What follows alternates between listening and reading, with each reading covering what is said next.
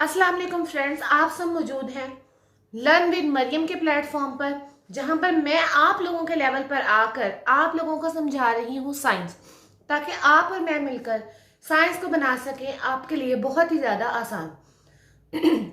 अगर आप मेरे चैनल पर पहली मरतबा आए हैं तो प्लीज़ मेरे चैनल को सब्सक्राइब कीजिए और बेल आइकन का बटन ज़रूर प्रेस कीजिए ताकि मेरी नेक्स्ट से नेक्स्ट वीडियोस आपको मिलती रहे। और अगर आप पहले से मेरे चैनल पर सब्सक्राइब हैं तो प्लीज़ मेरी वीडियो को लाइक करें, सब्सक्राइब करें और दूसरे लोगों तक भी पहुंचाएं ताकि उनका फ़ायदा हो सके, और वीडियो तो को एंड तक ज़रूर देखें। तो चलिए आज स्टार्ट करते हैं 9th बायोलॉजी चैप्टर 1 का एक बहुत ही अहम टॉपिक, करियर्स इन बायोलॉजी। मैंने साइंस पढ़ ली, क्या मैं डॉक्टर बनूंगी? क्या मैं आपके पास किसी और फील्ड में जाऊंगी? बहुत सारे लोगों का ये कॉन्सेप्ट है कि अगर आप बायोलॉजी पढ़ रहे हैं तो क्या आप डॉक्टर बनना चाहते हैं? मैं बायोलॉजी एमफिल मॉलिक्यूलर बायोलॉजी हूँ, मैं एक डॉक्टर नहीं, मैं एक टीचर हूँ।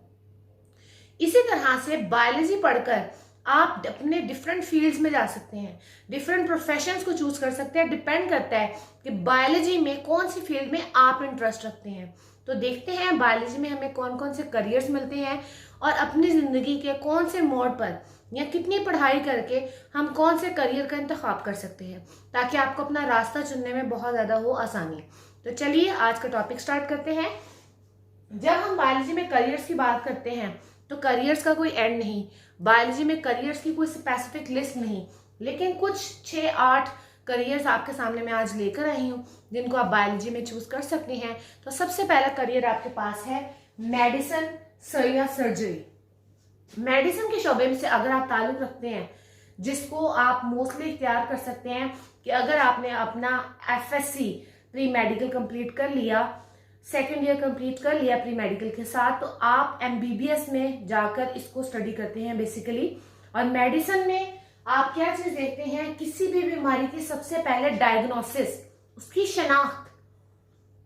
नेक्स्ट आपके पास आता है कि जब कोई भी बीमारी शनाख्त हो गई, पता लग गया उस बीमारी के बारे में, तो नेक्स्ट चीज आती है उसका इलाज। तो मेडिसिन की डायग्नोसिस और उसकी ट्रीटमेंट, उसकी क्या वजूहात है, इन सब चीजों की जो स्टडी है वो हमारे पास आती है मेडिसिन के शोबे में। नेक्स्ट हमारे पास इसी के अंदर जो चीज शामिल है वो है सर्जरी। सर्जरी में क्या किया जाता है कि बॉडी का कोई पार्ट अगर खराब हो गया है तो उसको या तो निकाल देंगे, या अगर उस पार्ट के बिना गुजारा नहीं है तो तब तक वेट किया जाएगा जब तक कि हम उसको बॉडी के किसी और बॉडी से मिलते जुलते मैच के साथ उसको रिप्लेस ना कर दे, या फिर बॉडी के उस पार्ट को ठीक कर देते हैं। हमारा एक्सीडेंट हो गया, स्किन यहाँ से फट गई, रप्चर हो गई, स्टिचेस लगाया, स्किन को वापस अपनी जगह पे ले आए। हमारी हड्डी टूट गई तो हड्डी निकाल नहीं दी, बल्कि हड्डी को वापस अपनी जगह पर लाकर रॉड्स लगा दी या वायर्स लगा दी और हड्डी को वापस अपनी प्लेस पर ले आए। तो ये है सर्जरी। या फिर किडनी खराब हो गई, जब तक हमें कोई डोनर किडनी ना मिले, कोई किडनी और ना मिले जो कि हमारी बॉडी केमिस्ट्री से मैच करती हो, तब तक हम करेंगे वेट और अपनी खराब किडनी निकलवा कर हम वो वाली किडनी इसके अंदर लगवा लेंगे। तो हमने किया यहाँ पे रिप्लेस। और तीसरी चीज है कि अगर कोई चीज हमारे अंदर खराब ही हो गई है, कोई लिवर है या फिर एंड स्टेज की आपको किडनी फेलियर हो गया है कि अभी तो डोनर भी नहीं मिल रहा लेकिन किडनी काफी हद तक खराब हो चुकी है, हम उसको निकाल देते हैं। बहुत सारे लोगों को अपेंडिक्स का ऑपरेशन होता है, अपेंडिक्स में इन्फेक्शन हो जाता है तो हम अपेंडिक्स को कट करके निकाल देते हैं। तो ये आपके पास किस चीज के अंदर आ रहा है? मेडिसिन या सर्जरी में। जो नेक्स्ट आपके पास चीज है वो है फिशरीज। जब हम फिशरीज की बात करते हैं तो फिशरीज में आपके पास एक जो बंदा प्रोफेशनल इसमें काम कर रहा है, जिसको मोस्टली चूज किया जाता है जब वो अपनी FSC कंप्लीट कर लेता है, प्री मेडिकल कंप्लीट कर लेता है, सेकेंड ईयर कंप्लीट कर लेता है, देन पाकिस्तान में ऐसे बहुत सारी जगहें हैं जहाँ पे फिशरीज का कोर्स करवाया जाता है। आप मोस्टली फिशरीज के शोबे में BS ऑनर्स या मास्टर्स इन जोलॉजी या मास्टर्स इन फिशरीज करने के बाद जहाँ जा सकते हैं। बहुत सारे पाकिस्तान में डिपार्टमेंट्स अवेलेबल हैं जो कि फिशरीज में जो तालीम याफ्ता लोग हैं उनको एम्प्लॉयड करती है। तो फिशरीज में जो लोग होते हैं, फिश से समझ आ रहा है, उनका काम होता है वहां पे फिश प्रोडक्शन को देखना। और फिश प्रोडक्शन में ये नहीं कि सिर्फ मछली पैदा ही हो, उन्होंने 2 चीजों पे फोकस करना होता है। एक, फिश की क्वालिटी, दूसरा फिश की क्वांटिटी। अगर मछलियों की मिकदार ज्यादा है तो उनकी क्वालिटी ख़राब नहीं होनी चाहिए, मेयार पे किसी किस्म का कोई कॉम्प्रोमाइज़ नहीं होगा, ठीक है। तो वो क्वालिटी के साथ साथ मिकदार के साथ साथ जो मेयार है क्वालिटी उसको भी देखते हैं। तो क्वांटिटी भी इम्पोर्टेंट है और क्वालिटी भी इम्पोर्टेंट है। थर्ड आपके पास ब्रांच आती है एग्रीकल्चरल।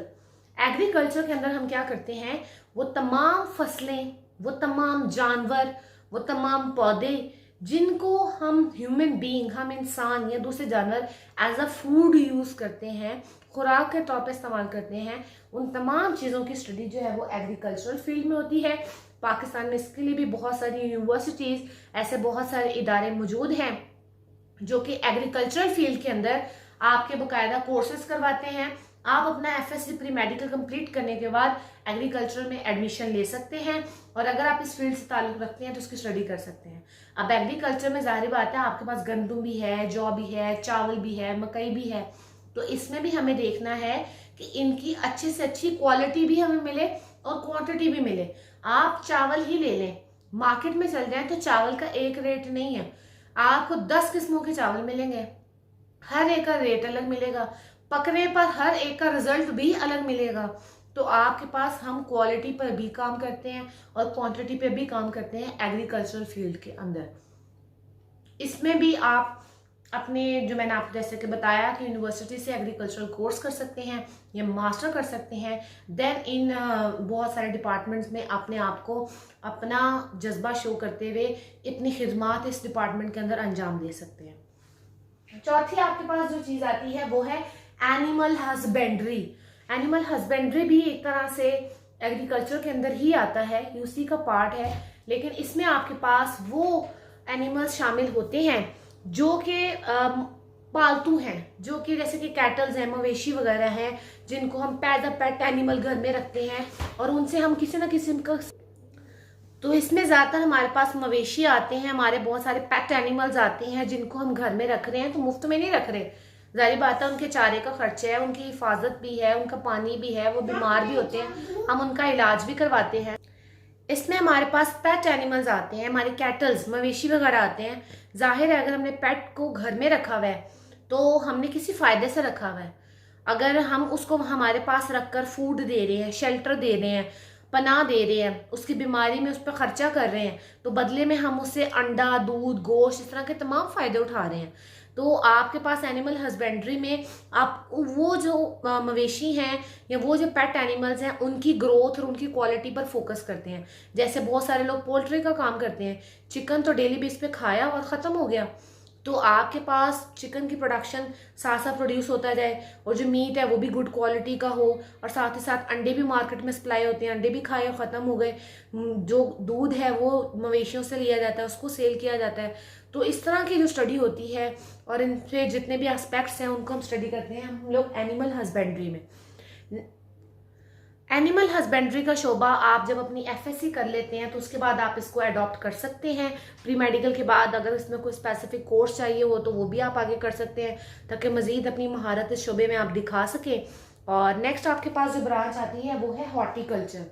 हॉर्टिकल्चर में हमारे पास आता है आर्ट ऑफ गार्डनिंग।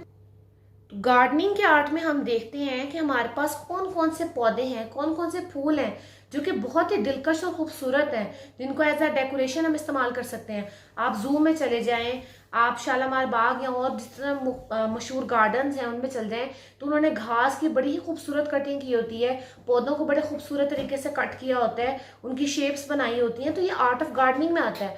और कौन से सीज़न में आपके पास किस किस्म के फूल और पौधे अवेलेबल हैं जो कि डेकोरेशन में हेल्प आउट कर सकते हैं और अच्छे लगते हैं, उसकी स्टडी इसमें की जाती है। और इसको भी आप हायर सेकेंडरी यानी एफएससी के बाद जो है अडॉप्ट कर सकते हैं। नेक्स्ट कैटेगरी आपके पास आती है फार्मिंग की। फार्मिंग में एक तरह के कह लेंगे जैसे कोई फार्म, कोई गोदाम टाइप है और बहुत बड़ा एक जगह है जहाँ पे बहुत सारी चीज़ों की बेटरमेंट के लिए काम कर रही है। फार्म को डेवलप करना, उसको बनाना ही इम्पोर्टेंट नहीं है बल्कि उसको मेंटेन करना भी इम्पोर्टेंट है। पाकिस्तान में बल्कि वर्ल्ड में भी डिफरेंट टाइप्स ऑफ फार्म्स को मेंटेन किया जाता है आपके पास फार्मिंग के अंदर। जैसे अगर आपके पास एनिमल फार्मिंग है तो आप एनिमल फार्मिंग में ऐसे जानवर वहाँ पे रखना प्रेफर करेंगे जिनमें हमें दूध की क्वालिटी तो अच्छी मिले, साथ गोश्त की क्वालिटी भी मिले। अगर हमारे पास कुछ ऐसी काउज हैं जो कि मिल्क तो बहुत अच्छा दे रही हैं लेकिन गोश्त की क्वालिटी के लिहाज से बेटर नहीं है, और दूसरी काउज हैं जो कि गोश्त की क्वालिटी के लिहाज से बहुत बेटर है लेकिन मिल्क प्रोडक्शन की अच्छी नहीं है, तो आप इनका क्रॉस करवा सकते हैं ताकि इनसे जो नस्ल आगे आपको मिले वो मिल्क के लिहाज से, वो मीट के लिहाज से बेटर हो और आपको डबल मुनाफा मिल सके। और इसके अलावा आपके पास फ्रूट्स के फॉर्म्स होते हैं, ऐसे बहुत सारे फ्रूट यील्डिंग प्लांट्स होते हैं, ऐसे पौधे जो कि फल देते हैं बार बार, और हमें अच्छी अगर प्रोडक्शन से मिले तो हम उन फलों को बेचकर बहुत सारा पैसा कमा सकते हैं। फिर उन फूलों बहुत सारे फलों को हम ड्राई भी कर सकते हैं। आप जानते हैं कि ड्राई फ्रूट पाकिस्तान के अंदर कितने महंगे हैं और वो कितने न्यूट्रिशियस भी होते हैं, तो इसमें हमें बहुत इसका फ़ायदा है। इसके साथ साथ आपके पास जहाँ प्लांट्स की फार्मिंग की बात होती है, एनिमल्स की फार्मिंग की बात होती है, तो उसमें हम लोग ये भी देखते हैं कि चिकन्स कहीं पीछे तो नहीं रह गई।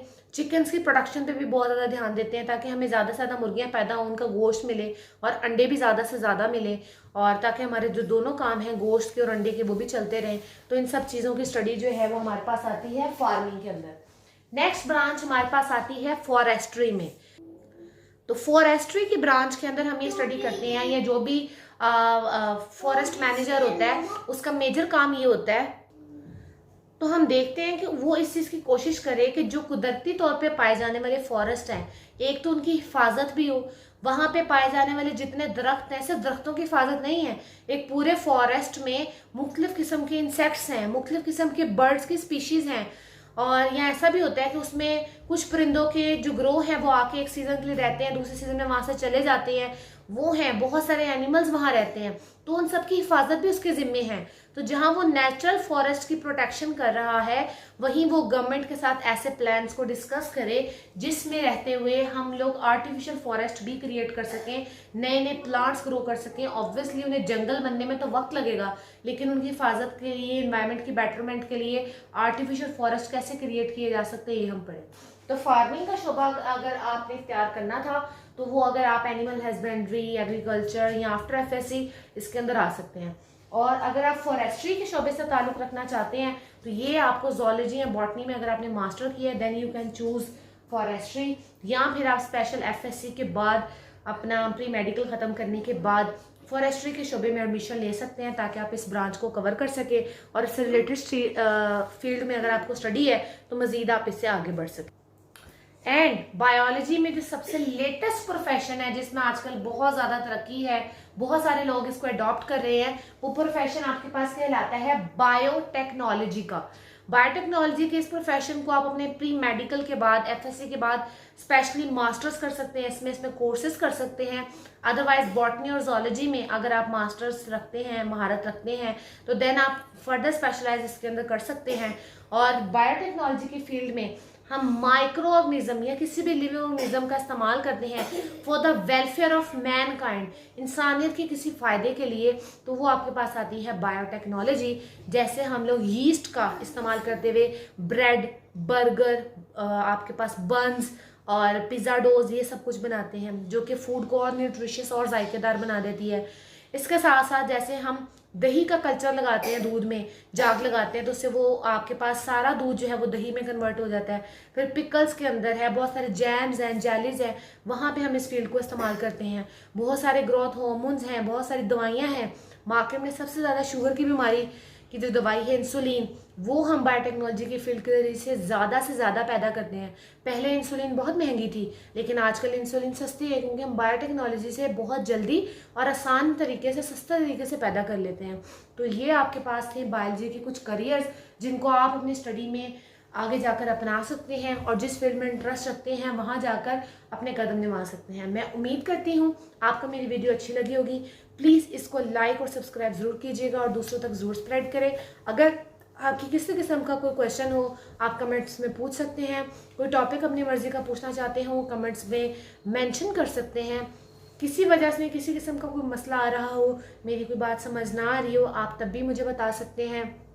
और मैं इस तरह के कमेंट्स को बिल्कुल डिसलाइक नहीं करती है और ज़रूरी नहीं है कि मेरी बात हर किसी को समझ आए।